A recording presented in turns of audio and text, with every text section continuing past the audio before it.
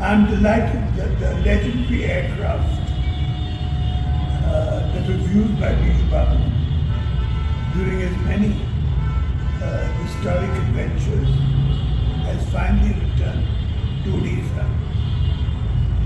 The greatest of his adventures was to fly to Indonesia with only my mother in the aircraft.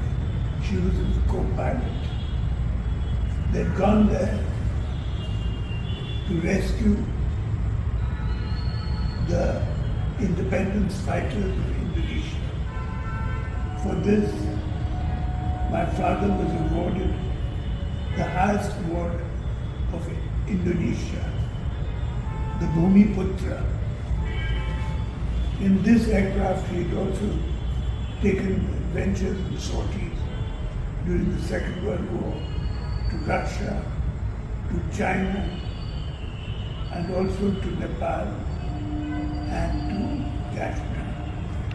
How do you feel, sir? What is your internal feeling? I'm truly thrilled and delighted that this historic aircraft has been returned to its historic homeland of Biju Babu today.